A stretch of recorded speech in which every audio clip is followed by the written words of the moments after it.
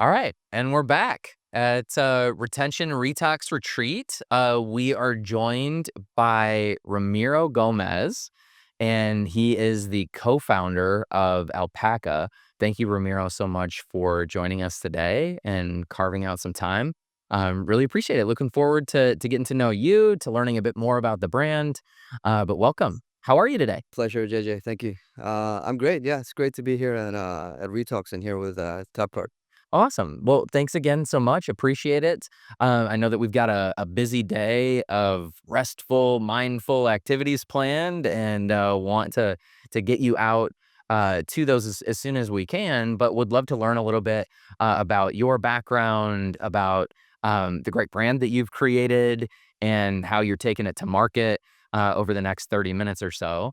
But I thought that we could start just by getting to know you a bit. Could you tell us a little bit about just who you are, your background, and how you came to found Alpaca? Yeah, absolutely. So my background is a little bit unorthodox in terms of starting a brand, an apparel brand. Actually, my background is in biotech. I studied biotechnology. I worked in it for a few years, and then I decided it really wasn't for me. I wanted to do something a little bit different that resonated with who I am and what I like to do. And that's when I considered going to Australia to do my master's degree. Ended up going and doing a double master's in business IT and commerce. And that's where I met my business partner, Jin. And the idea of the brand started there. And it was after I finished my degree that we actually started doing the brand and actually registering for it and coming up with ideas. And that's how it started. And that was, about 10 years ago. But the company started actually, we launched the company 8 years ago. Okay. Yeah, on Kickstarter. Where were you at in the world studying biotech, and what was the impetus for making the move to Australia to pursue a completely different path? Well, I actually did my degree. I started in Mexico. Okay. I'm Mexican, and I grew up there. So I did my degree in Mexico in Monterrey, and I finished it in Australia. And then I came back to the US because I lived before in the US for a little bit to finish the degree.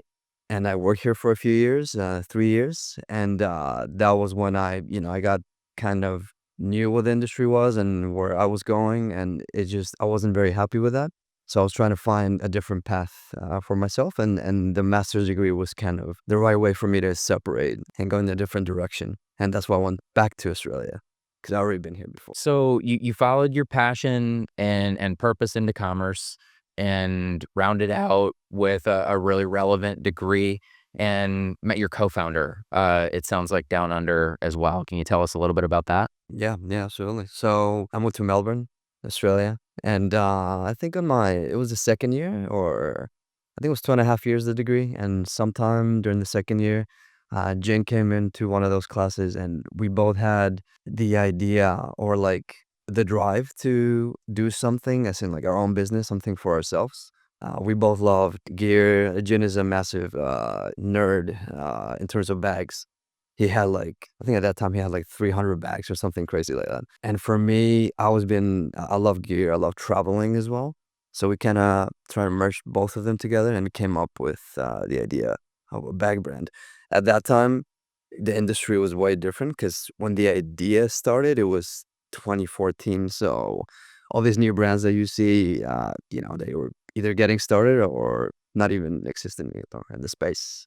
So that's how it started. And we started with a Kickstarter campaign. Knowing nothing, by the way, nothing about marketing, nothing about production, nothing about that space. And it took a while for us to get off the ground. Somehow we managed to do it. Indeed, you managed to do it very, very well.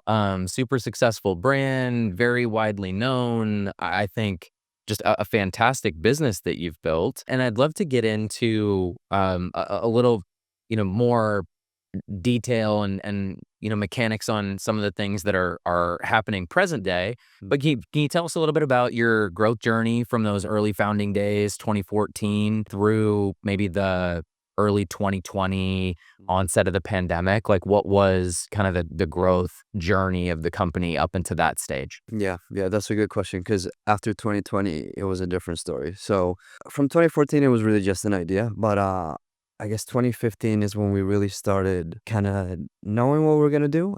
We came up with this. We're not designers, so we came up with this idea of a bag that was an all-rounder. Jin went to China at that time. I believe I was still studying. I think it was my last semester. I think he left his last semester and he went to China to find a factory. And with that factory, we got a prototype. With that prototype, we started coming up with the story of the bag and what kind of brand we want it to be. And Kickstarter was kind of not its infancy. I think Kickstarter started 2009 or something like that, but it was the height of Kickstarter, I would say. So yeah, we got a photographer. We did everything ourselves. Like I did the whole story, wrote all the copy. It was just two people, right? Found a photographer, a videographer, sorry, which is now happened to be our first employee. That's Justin. We filmed that and we managed to do our first Kickstarter. We raised, I think, like $90,000. And for us, it was a huge thing at that time. But then we knew nothing about logistics and, the costing and all that stuff. So it was a lot of hard lessons, lessons learned the hard way. But we never kind of gave up. I still had a job at that time. It's not like I just quit. So I had a full-time job. I think 6 months in, the work started getting a little bit too much, so I went part-time. Jin quit and went to China to do all the manufacturing and figure out the production. So it was years of struggle in that way. The pandemic almost put us out of business as well. We did a lot of Kickstarters. Really, we didn't go into e-com, to be honest, until like maybe 2019. That was, I think, when we went to Shopify first, 2019, and then the pandemic hit. And it was very rough up until the end of that year. We started seeing kind of a light at the end of the tunnel. And we started doing things a little bit differently. That's when we are like, okay, we got to go into ecom. This is, our business is just based on crowdfunding. It's not going to take off like that.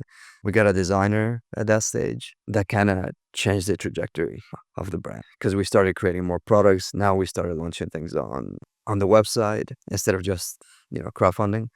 So we managed to survive, 2020, and then 2021 we started to see some growth. 2022 was an amazing year. So was 2023. So was this year, and it's been incredible growth. And just listening to our customers because they've driven a lot of designs and kind of direction that we've kind of gone in the past few years. So yeah. That's incredible. I wanted to lean into that a moment. So you mentioned preparing for that early Kickstarter campaign, writing the copy for like the brand messaging for the first time.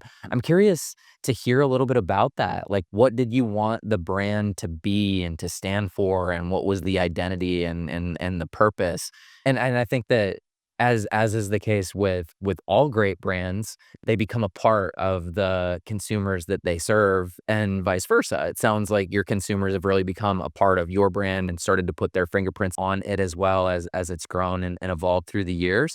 But I'm curious to hear a little bit about like what were those core prime elements in the beginning? How have they withstood the test of time? And how has that vision evolved or grown to incorporate like inputs from the consumers that you serve today? In the beginning, it's kind of hard to come up with a DNA for the brand because you're just starting out. So you can have ideas and stuff like that. But one thing that we've always done is so our ethos has been keep moving forward, persistence and resilience. So that's the core of the brand. For me personally, sustainability and being an eco-friendly brand has been one of my drivers, my personal drivers. So anything that goes on in the brand in that space, is because it's been driven that way on purpose. And we wanted to create a brand that is aesthetic but very functional in your life that helps you kind of make things easier. For example, this lane bag, everything is thought out very well with the pockets and keep you organized and kind of reduce the clutter in your life. That's kind of the motto or like the vision that we have as a brand. That Amazing. makes sense. Is the sustainability element something that you learned about or developed a passion for earlier in bio, or maybe not? Yeah, I think that's just me personally. since I was young. I've always loved nature, and that's just been part of who I am as a person. So, and the sustainability aspect now, I don't think back in the day it used to be like an option, for example, like, oh, it's like a nice to have, as a brand. I think going forward, I think present time and going into the future, I think it's more of a business imperative that you go that way because it's being driven by consumers as well. So if you don't, I can imagine 5, 10 years down the line and you don't do anything, you're not responsible for what you do or take any action because obviously you're doing products, which doing a product causes some type of damage in one way or another. So you have to mitigate that and kind of cancel it out in a different way using better fabrics, maybe eliminating single-use plastic, giving back. We're part of 1% for the planet, so we give back to several nonprofits like Surfrider Foundation, do organized beach cleanups, that kind of thing. I think that resonates with today's consumer, and it will resonate even more going into. Agreed. Agreed. As we are rapidly approaching the end of 2024 and, putting together annual plans and looking ahead at 2025, curious to get a bit of your POV on what you're seeing across the industry, what trends you're paying attention to, what movement has caught your eye. What stands out to you? For 2025, I think some of the trends that I see, I'll go back to sustainability on that one because, yeah, I've definitely, every trade show I attend and speaking to customers, it's an important thing to consider always, with the packaging, with the type of fabrics that you're using, etc., as I mentioned before. Another thing would be maybe deeper personalization through tech, AI, for example. We use AI for customer support. So if you go into the website, there's some questions that you can ask, and the AI will learn a little bit of each customer and what they're asking for, provide product recommendations or support them onto how to find this or how to return a product or, etc. So that's definitely another thing. Not just in that way. I think maybe with like ChatGPT, that I think a lot of copywriters are, we're definitely taking advantage of AI. Like we use mainly Claude.ai, which I find better for copy. It's still a person still needs to kind of revise it and kind of refine what is said, right? But we do use that. Also for social media, I've seen some brands started to use AI as well. Create, I don't know, like random scenarios using some of the tools out there. And another trend, I will end with this one. It's probably to have a more seamless omnichannel experience and kind of make your offline and your online work together, which is something we're working on. We just launched our first flagship store in Melbourne, Australia. Congrats. Thank you. And yeah, we're trying to find ways to. But it's easy actually with Shopify. We haven't launched our .com.au yet, which will make things seamless. It's not seamless yet, but it will be in the next few months. And hopefully next year we'll have a store here in the US. That's what I'm hoping. Which markets do you serve? Where are your strongholds? Is a majority of your current business in the Australian footprint? Is the majority in the US? Like, what Mhm. markets are the biggest for you? The US is the biggest by far. That's the biggest market for us. Europe and UK, I'll separate them because, Brexit, but there's a lot of potential. So, but that really depends on you being present there. That's in like having maybe domestic logistics. That's when you probably see bigger growth because they have to pay big imports, big import taxes, VAT and stuff like that. Australia, although we are an Australian brand, I would say, is just below Europe and the UK.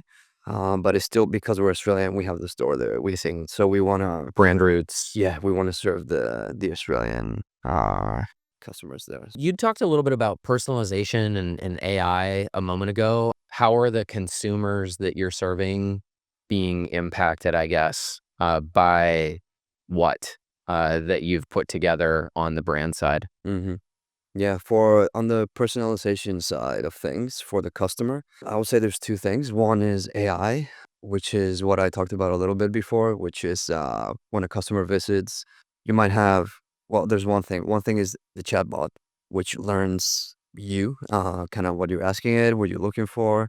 That is also part, but also separate to, like, for example, like product recommendations they can have on the side based on, I think it's based on the IP. That's how the AI learns that. And also on the chatbot can recommend that. Other things I would be actually, we use Attentive for SMS, and they have a AI as well that we've been using, which again, it learns what the customer is asking for, what they're looking for, and it becomes more personalized in that way. Klaviyo, that's what we use for email. I'm not sure we're using any AI, but we use a lot of flows that we try to make it as personalized as possible in terms of, again, it's I dropped it in a few times, but product recs, or it learns a little bit kind of customer you are and what kind of collections you're looking for, etc. So it becomes more tailored to your taste, for example. I think that, yeah, those are the main things. We've had this debate internally about what's a better way to frame this, personalization or individualization. And I get a lot of cold outbound emails in my function leading a marketing team. I'm approached by a lot of vendors because they know I have a budget, and there are a lot of elements of those messages that are personalized to me that I don't find relevant to the problems that I'm trying to solve or opportunities that I'm trying to capture in my work.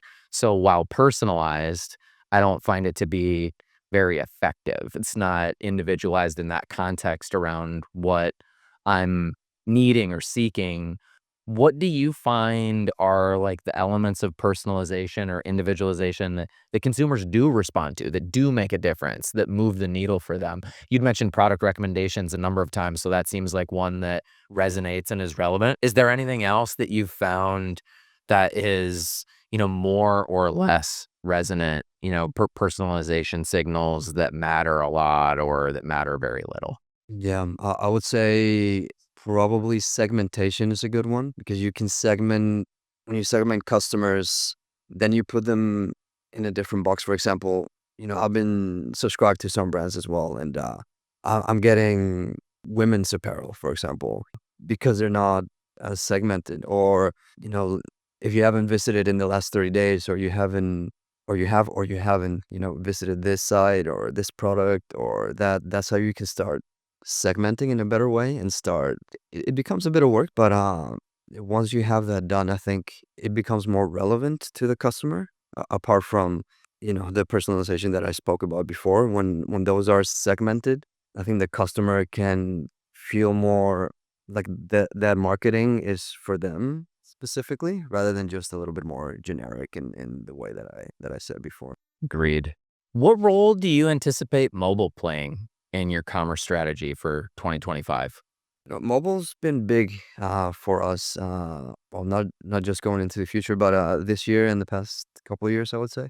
More consumers are purchasing on mobile, and there's two ways to see it. So more consumers are purchasing on mobile, but also browsing on mobile. Like, for example, millennials like us, we might browse in a mobile, end up buying on the desktop, for example, or your laptop. But it's still, mobile was the first touch point. But I think more and more consumers will keep purchasing on mobile. So we use Tapcart as our app, and the retention is crazy before the app. And I think that has to do with the speed. It's an app, is that you don't have to go to the site and like, type in alpacagear.com. It's just your app is there. You open it. It's lightning speed. I think it's easier to find things. There's a lot of integrations that are the same as the website. So I think, well, it will definitely continue being a forefront for us in terms of development, mobile first. And we're hoping to keep growing that, because the retention rate, it's for us is like crazy high. It's like 90 for people that use the app. So Love that. yeah, yeah, it's so we're pretty happy with that one. Couple of questions. You'd mentioned one of the trends that's on your radar through 2025, just continued advancement of omnichannel. What does that mean at Alpaca? Like, what are the channels that you want to fuse and connect? I think it's kind of a nebulous term, omnichannel. It means a little different things to each brand, in my experience, to some degree. But how are you thinking about it? Yeah, we're thinking about omnichannel in terms of the website. I'm gonna include Amazon as well. So it's basically any channel, right? It's omni-channels, all the channels. So our website online is our website. Number one, Amazon's been growing a lot, so that's another important one. And then the physical aspect of things. So, but you only have control of your own store. We have one store. So as we grow and open more stores, being in, I guess, in prominent markets is important, and having a seamless experience in terms of, for example, you buy something in the store, uh, and then you buy something online, and you can see your orders. Is not a separate thing that you just bought in some random place. Like this is what you bought, 3 times in the store, once online. Vice versa. Returns can be in store. Just having that cohesiveness between those two. Of course, Amazon is a little bit separate, but it's still part of our channel strategy, and have that branding be consistent throughout every channel that we're in. In terms of retail, well, that's retail partners, right? So that, like big box and stuff like that, it's a little bit more difficult to control. It's more about our store, anything that we can control, our physical store and our online store working as one. Do you use Shopify POS or do you use a different system? We use Shopify POS. How have you found the experience to be? It's great. But because in Australia we don't have the .com.au yet, we don't have that cohesiveness yet. So we're launching that. I think it's early 2025, and then we'll have that basically. What are the ways that you're thinking about fusing the physical and the digital? Well, with Shopify POS, it's just seamless. There's nothing you need to do. Just launch the two, and they're kind of work together. But also integrating, our returns portals, and making them super simple that you can have the option to return in store. That's one of them. Having similar or the same deal sometimes in store and online. Of course, you can have specials in store and that kind of thing. But just making it not a separate thing that is just like, oh, that's the store, that's the online shop. Try and have most, if not all, of the products in both areas as well, offline and online. Does Alpaka lean into like experiential pop-ups or meetups or things that are outdoor in nature, given the kind of the product suite that you offer? Is that part of the go-to-market? We haven't really done that. We've done beach cleanups and things like that in person. We do some like collaboration events, like we do fashion shows with other, fashion brands. We've done Sydney Fashion Show, Melbourne Fashion Show. So we have been in that space, but not so much as a go-to-market strategy. It's more like a branding thing, and also to build community. It's not just about selling the products; it's also building community, which actually shows social media is pretty big for us, as because especially Facebook, we have a Facebook group, so we can do specials and that, and build that community there, and it's been pretty helpful, I think, for the members in that. Has like a Facebook group worked well for you as the venue to host your community? Is that where you'd like it to live indefinitely? Is there a world where you'd prefer that to be in your mobile app so there's kind of one home base? I know that's not something that we offer seamlessly today, but something that we're developing and working on. What are your thoughts on that? Having it on the app would actually be actually insane. That would be really good. Because like I said, because the retention rate is so high, we have a lot of customers, a lot of our most loyal customers using the app. At the moment, having that space in Facebook on this third party, it works. But what if something happens to Facebook? Then that just disappears. It's unlikely, but it could happen. Sure. So having it in the app or somewhere that we can control, and having the customers still use it. Some customers don't use Facebook, for example, so they can't join. So yeah, it will be great. And up to the product team. We'll continue pushing on that. No, actually, there's exciting news to come in 2025 on that front. So we'll have to reconnect. Beyond that, though, would love to dig into kind of the finance side of the operation. Like, how have you and your co-founder divided duties on that front? As you've grown and scaled, like, what of the financial responsibilities have one or both of you maintained? How have you built a team around you to manage those aspects of the business? How has that unfolded? I'm mainly the one looking after that, and we also have a head of finance.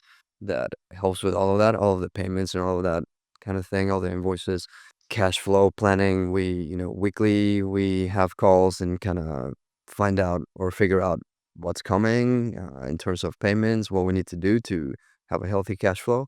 My business partner on the finance side, I think mainly working with manufacturing and getting us better payment terms has been one of his main roles.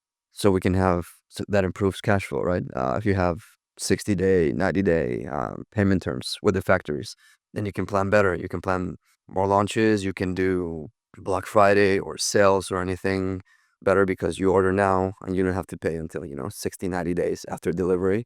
So that helps out a lot. In terms of loans, I've been the one mainly kind of managing that. At the moment we don't have any loans actually, which is good in a way. We don't need it, but if we do, then there's the possibility to go with the bank or one of those, like Shopify Capital. We've done that in the past. So that's the way we divide the roles on the finance side. Awesome. So as an organization that is kind of collectively focused on the bottom line and managing that and being efficient, you'd mentioned earlier that you have a Tapcart app. One of the other options available would be to build custom. What were some of the considerations from a finance perspective that went into you choosing a platform Mhm. route with Tapcart versus a fully custom build alternatively? So with either choosing to build custom or going with a platform such as Tapcart, we did consider in the beginning to go custom. We felt in a way that that would be a similar situation than us building the website from scratch when Shopify exists, for example. It's doable. You can maybe do, a few extra more things, but I think the cost is a bit high, at least in the beginning, and then you need to manage all of that stuff. So it's those two things. So it's not just, okay, yes, it costs money, but let's say you build it, you still gotta manage all that stuff, and you still need an engineer and a dev to be managing that. And at the time, there's no way we could have managed that. Even though we could now, I still feel using a platform is just more efficient. We were very busy and so are devs doing other stuff. So if we build something now, it will take months, and then figuring out all the bugs, that's also a constraint. So it's just easier for us to have that monthly payment, have your support as well, because you help us out with a lot of things, even with some dev work as well. So yeah, if somebody is considering to go custom or just with a platform, those are my reasons to go with one or the other. For us, just platform would. How long did it take to stand up? Like, from the time that you made the decision to pressing play and launching it to your consumer base, you remember how long that roughly took? I don't remember exactly, but it was not long. Probably 2 months, I would say, at the most. Yeah, because at that time, also we were smaller, and there was not a lot of things to consider. No, I think it was about a month, I would say, at that point. When did you launch? I think it was 2020. Yeah, 2020. we've been with you guys for about 4 years. Yeah, Incredible. yeah. That's when we started, doing things differently, and including the app. And yeah. What has the experience been like? I imagine that it's had some highs and some lows as any 4-year relationship might, but, what's generally been your experience with us? Well, not because I'm here, I wanna say good things about you, but, it's no, there hasn't been any lows, to be honest, because, since the beginning, really, I mean, since the beginning, we already saw that retention part. I think Tapcart is maybe about 10% of the sales, online, for a website and app. And it's been like that pretty much since the beginning. So as we've grown, Tapcart has kept that, and then the retention rate has always been top. So, I wouldn't say there's been any lows, because it's just been a consistent partnership. Yeah, and I'm not, plugging you guys and making you look good. It's just a fact. What's been the feedback from your consumers? In the first couple of years, I would say, there were some things that were lacking a little bit, maybe some integrations that some things that you might not have on the website, like because we partner with some other vendors that you might not have integrations, so it was not native.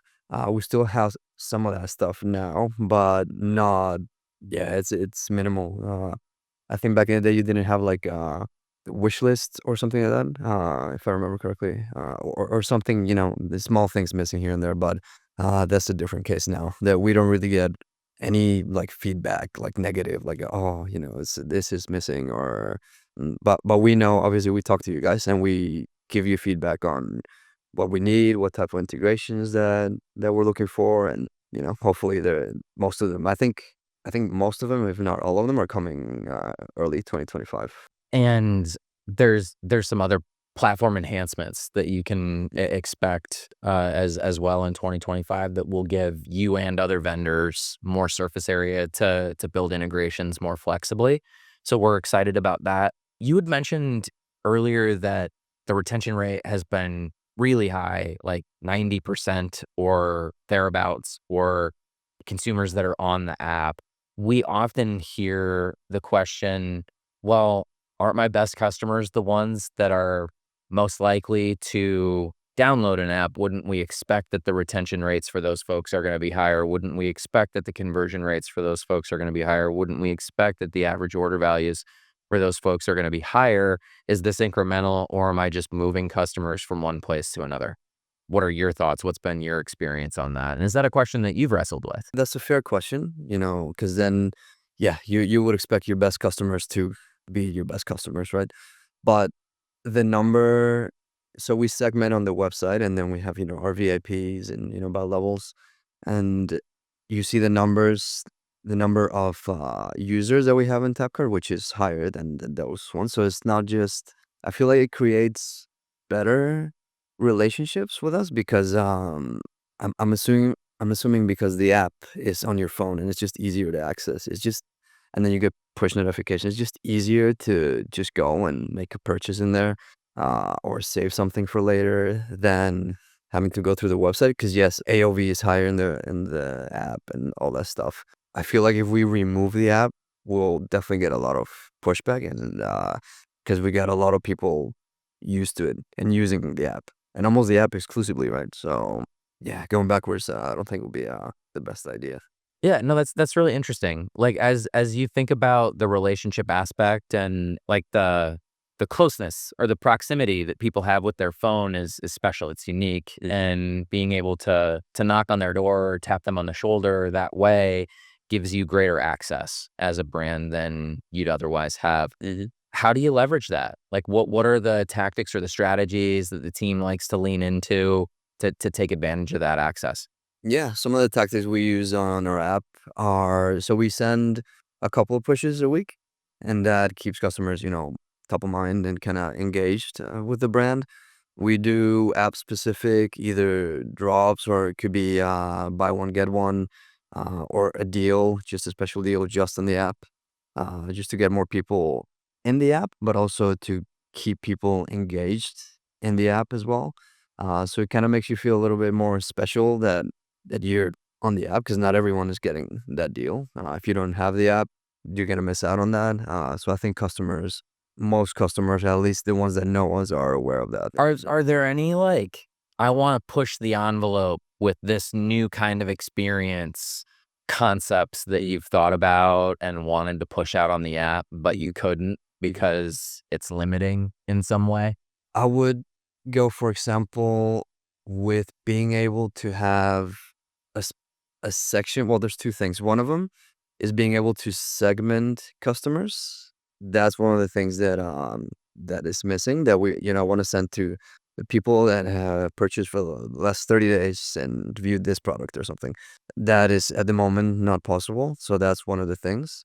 The other would be to have maybe a section or some way to be able to access a part of the app for VIPs, or for people that sign up for this, or and that would be an amazing thing to have. So gated Gated, exactly. components or areas of the app experience and segmentation in, I would imagine, push and content probably, but at least on the communication side, I think is, I would say, like a table stakes component. You'll be happy to know that is coming very soon. Early 25. You can expect segmentation with both push and content. So based That's on great. a variety of different tags or triggers, you could show a different experience or, trigger a push flow, Mhm. et cetera, et cetera. So Amazing. Yeah. super feedback, common feedback, and excited to see that the team's Looking forward to yeah, yeah. actually Yeah. gonna ship some updates that will solve for that. Mhm. We are kinda cruising into time, and I wanna make sure that you've got all of the, space for the activities that you've got mapped out and planned out for the day. But do you have time for another question or 2? Absolutely, yeah. Is there anything that you are really excited about in the new year that is new for the brand? Yes, yeah, every year I'm excited for something, we review the past year and there's always an excitement coming. But specifically for 2025, I'm very excited for our store, and for future plans for being, brick and mortar as well, throughout the world. New designs. Actually, 2024, we didn't have a lot of new collections that we unveiled. Even it was still a good year, but I think 2025, yeah, I think it's gonna be a game changer year for us. That's what I expect. New collections based on feedback that customers gave us. Things that they're looking for. Travel goods. I don't want to reveal too much, but camera stuff like that. We're thinking about different niches and things like that. Very cool. I'll be waiting with bated breath. Very last question. If you were speaking to somebody that was considering adding an app or, building with Tapcart, Hmm. what what guidance would you give to them? What would you share based on what you've learned about that channel and about us as an organization? Yeah. If someone's looking to go into the app space for their brand, first of all, I would say it's kind of a no-brainer. At the time, it's almost 2025. Of course, everyone uses apps and stuff like that. I think it's important for retention. You'll see for those customers that use the app, you'll see an increased average order value. You can have that section, be more like I wouldn't call them exactly VIPs because it's just someone that downloads the app, but almost like that because you can give them special experiences. You can have different things throughout the year that you maybe don't want to do on the website, just on the app. I would definitely consider if you're just gonna start to go with a platform instead of just and then testing it out. And then maybe if it works for you, you can custom make one. But if you start with a platform, then at least you have the data to kind of back you up in the future and see if that works for you or not. Which my best guess would be it will. To use an app. I agree. Well, you do with a little bias, but totally agree. I guess very lastly, that triggered one other thought. As you've had a better outcome with retention, how has that changed your ability to impact other areas of the business? Does it give you more leeway, more capital, more flexibility to be more aggressive in other areas or to place bets that you wouldn't otherwise have had the capital to place because the retention costs were higher? Like, how has the impact cascaded across the business and changed other parts of the operation? That's a great question. The impact of having an app with high retention, which I think would be most apps if you do your marketing properly. I haven't thought about like how it's impacted other aspects exactly, but I know that without it, we might like if you look at it, hindsight is 2020. If I look at it, when we first got it and think to now, 4 years later, there's more brand loyalty because of that. The fact that you have an app, it becomes, in my opinion, it's a bit more legit in terms of customer viewpoint. So even though I can't tell you exactly how it's impacted it in that way that you asked, I know it's had an impact for sure because the brand loyalty of the app is high. So that yeah, hopefully that answers the Yeah. question. No, that's perfect. That's perfect. Anything else you'd like to leave the audience with? You've had an incredible journey thus far, bootstrapping a brand, growing it from, an idea or a concept to a highly successful, well-trafficked brand. Any words of wisdom, parting thoughts for an audience looking to follow in your footsteps? I would say trust your gut. It's okay to be aggressive, but don't put all your eggs in one basket or think about that one thing is gonna work or not. Keep persisting and keep being resilient because you'll have setbacks when you start a business. There's not a question. And how to ride those waves emotionally is and mentally is a important aspect of things that maybe is not talked about enough because you might have a family or maybe just you kind of thinking about failure. It can dawn on you, but that's part of business. I would say just don't give up and pushing for what you want. Absolutely. Thank you so much. It's been such a pleasure chatting with you today, and really appreciate your time. I hope you have a wonderful rest of your day. Thank you, JJ. Amazing.